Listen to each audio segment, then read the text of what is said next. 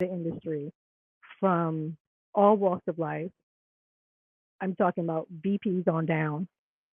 And when I say on down, meaning like models and private chefs.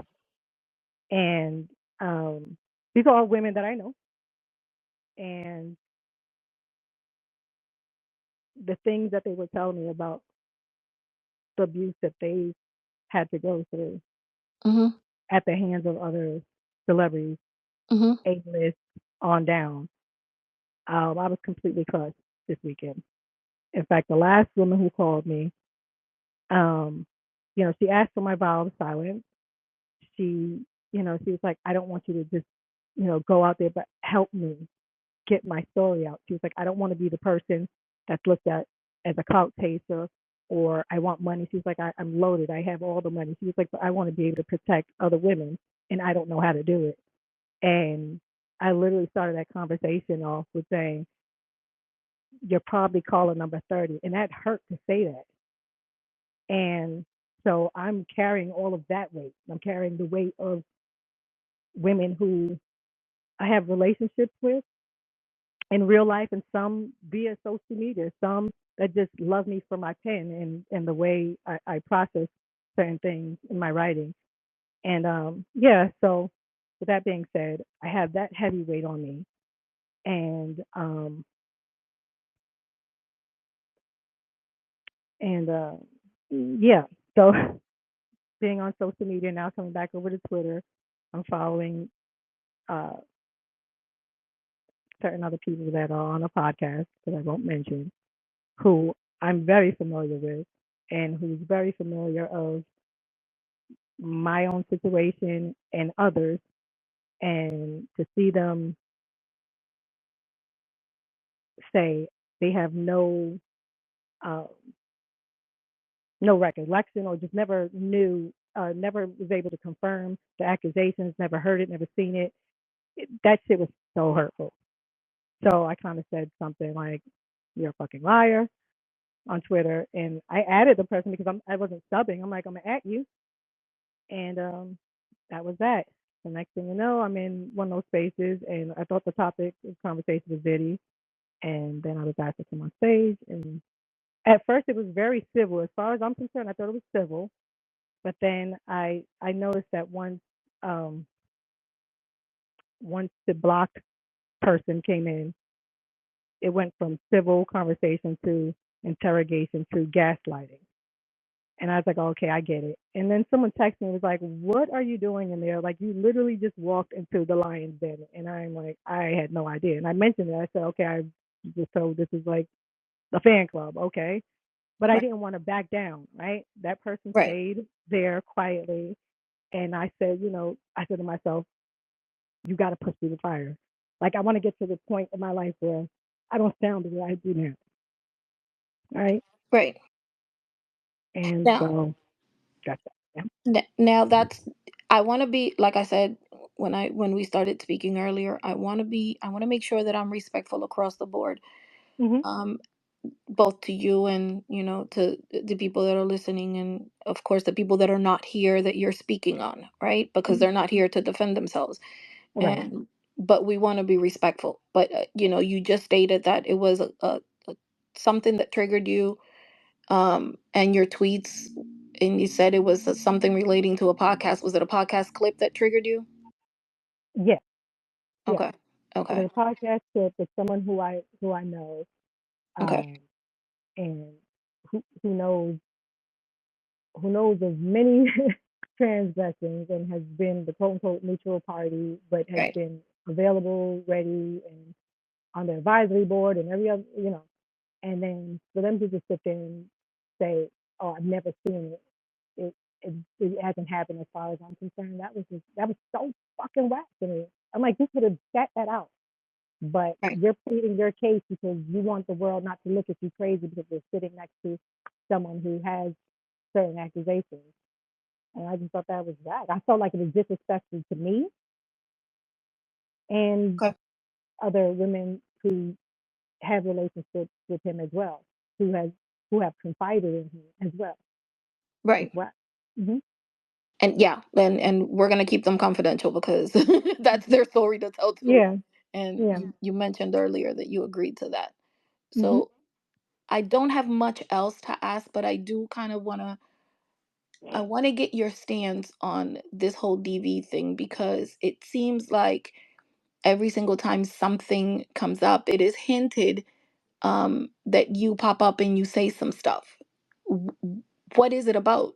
This whole thing. Granted, I understand you explained that you had an experience on Love and Hip Hop, and Mhm. it not only that experience but also the perception of you, right? The Mhm. character, your portrayal, right? Mhm. Mhm. Um, but what is your stance on DV as it stands today? Because I want to make sure you cover that, since that was kind of the intent yesterday and it just didn't happen.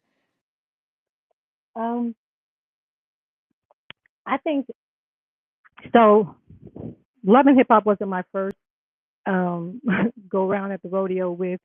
I don't even know. Can we call it DV if you're not in intimate? I guess I wasn't my first time in a DV situation. Hmm. It wasn't my first time. I come from a childhood of abuse, right? So I already have that layer on me, right? Then there's just been several instances in my life where I've dealt with DV. So Love and Hip Hop happening with someone who I never thought would do that to me, because I was like, okay, it could never happen to me because I don't have an intimate relationship with you. There will never be a reason why that can ever happen here, right? Hmm. Um,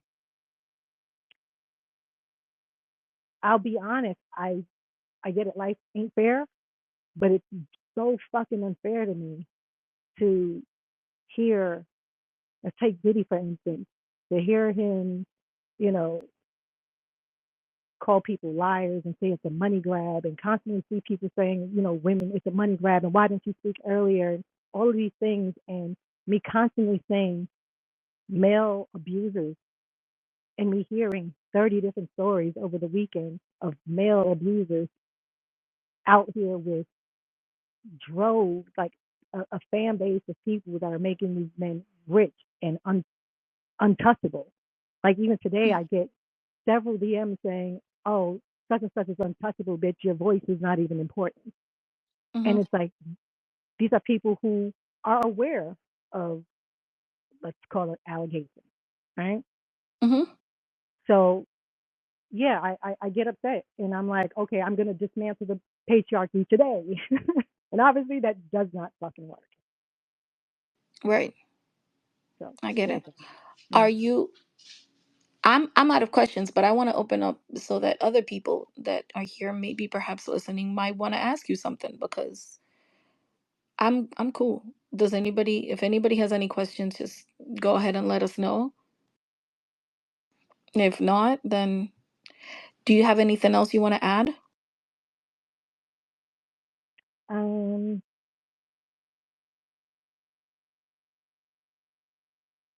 I guess I assumed what happened yesterday. I looked back at my tweet to see how.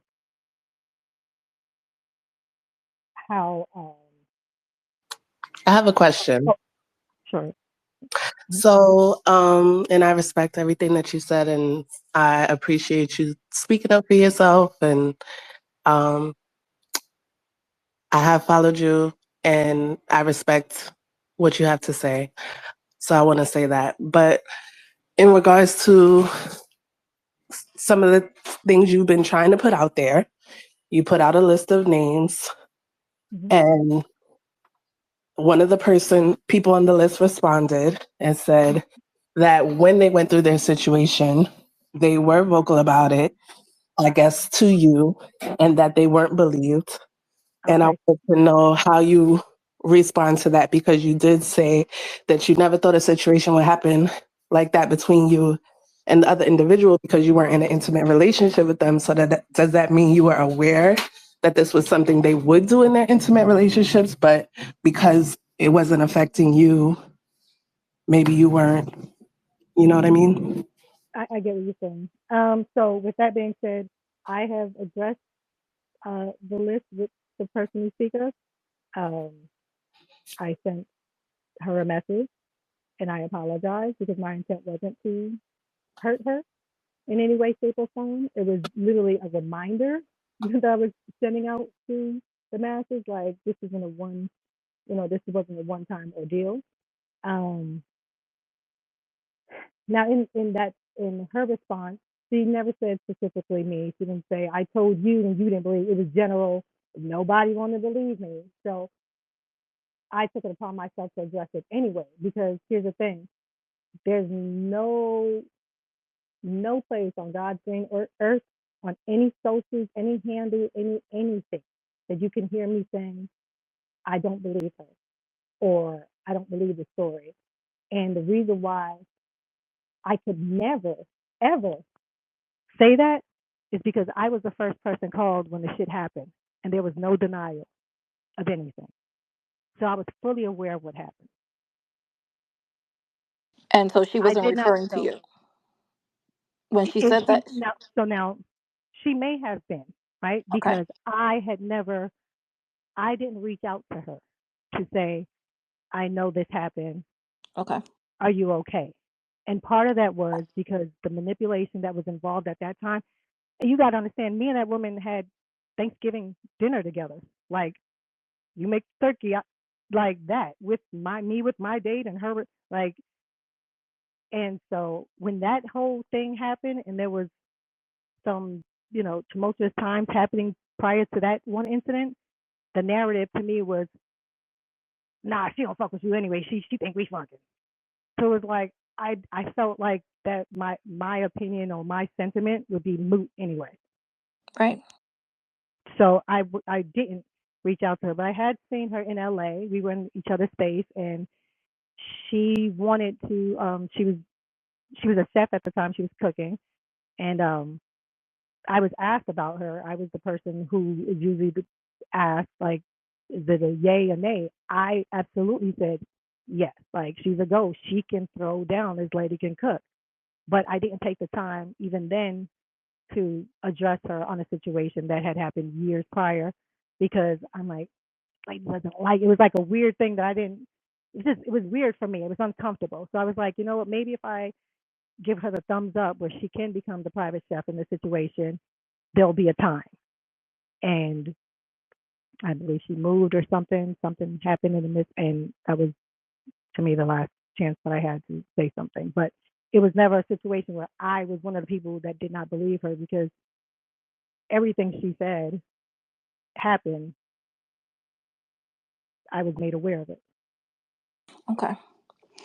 Well, um, I want to, with yesterday's thing, I don't want to revert back to it, but I want you to understand that Wait, yesterday wait, was, wait, wait 1 second. Bad girl. Did that answer your question? I'm sorry, what? I think that was bad girl who asked me that bad girl. Yeah, Yeah, I just did. Did that answer the question? I don't know. I think, I don't even know if she's around. I'm sorry. I don't know how to work this shit, girl. I can't see. But if I well, can I only, well I oh, hope that answered her question.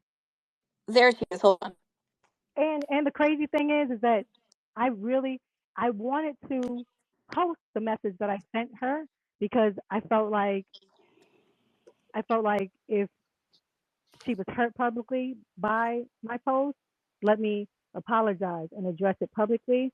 But also after what happened yesterday and how shit moves around the internet so fast, I said, let Right, me just give this to her privately and hopefully, God willing, she finds in her heart to accept my apology for that and right, have some understanding of how that whole thing transpired. I had the situation not be manipulated and that whole triangulation shit happen where it's like, oh, bitch, she don't even like you no way. Like, right. fuck her. Okay, I'm like, goddamn. That did answer that part of the question, and I respect that you reached out to her privately. And just the other part of the question was just because you didn't have that relationship with Joe where you ever felt like something like that could happen with you. I just want you to be able to clear up. I'm not saying that's what you're saying. I just want you to be able to speak to whether or not you were aware that he would do these things in relationships, and if because you were just friends with him, you kind of maybe turned a blind eye to it or didn't involve yourself in it, and when did it become an issue? Did it become an issue when it happened to you, or was it always an issue, or did you believe him as a friend about certain things? Um, that's such a loaded question, but and without even getting into too many layers, but um, we all carry traumas in our lives, right? We come with baggage from traumas we've had from childhood, etc. I mentioned earlier I'm a product of child abuse, right? I came from an abusive household, and not my dad, no, but um, and I had certain theories, right, that needed to be set straight in therapy, right? Because I was programmed to believe if you acted a certain way, or if you did a certain thing, if you got too lippy, or if you were seen as promiscuous and those types of things, um, you're liable to end up in some shit, right? And um, hmm.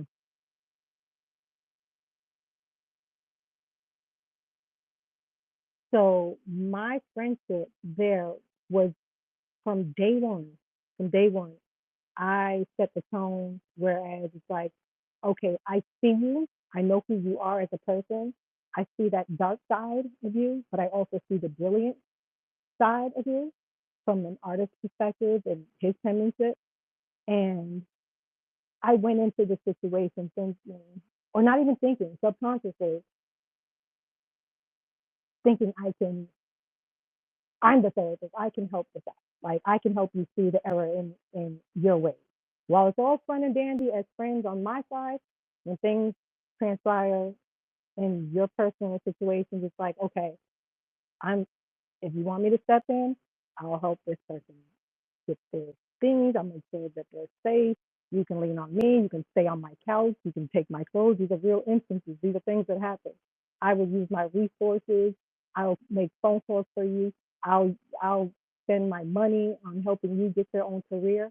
But I always felt like that was that was my good deed in the situation. Like, okay, I'm keeping this friend at bay, and I'm helping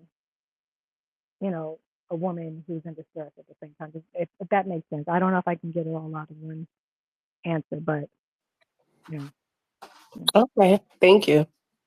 sure. Does anybody have any other questions?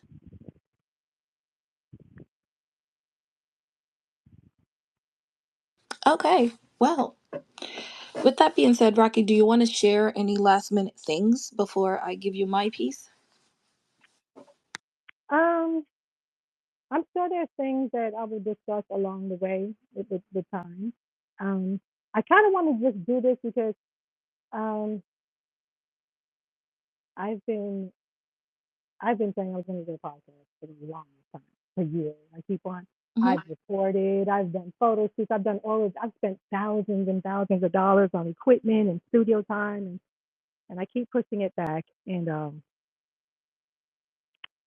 I didn't want to start the podcast. I always felt like I had to face this beat at some point in time, right?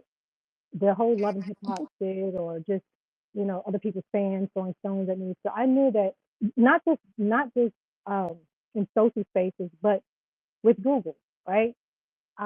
I got to get through 5 pages of Google um, slander, right, in order for me to have a clean slate, right? So there's things that what do they call it, reputation management and stuff, and people are like charging $20,000 so that they can push all the negative shit down and this, that, and the other. And I was like, I want to do it organically, like I really, um,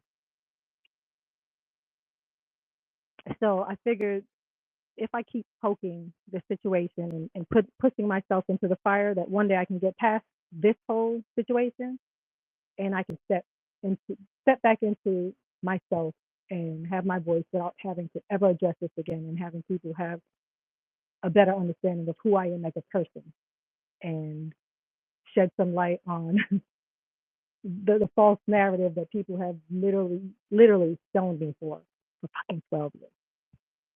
Right. Well, I'll say this. It's not, and I'll say, and I will say that that's nowhere in the time. I realized yesterday Hmm. that I'm still not ready. Hmm. And so once again, I thank God for my gift of my pen because I have publishing deals by, you Okay. know, the And boatload, and I'm in a good space there. So right. And September 10th is right around the corner. So yeah, yeah, yeah, yeah. So that's I'll tell exciting. you like this. I'm new to the spaces community, right? Hmm. Um, and I've met some really cool people, really dope, insightful, and smart people. People that are fans of, products and celebs that I don't necessarily am a fan of, but I do respect their stance.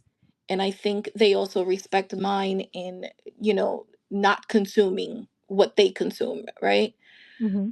Um, and I want to make sure that, with my experience being pleasant thus far, I want to make sure that yours is not defined by last night, right?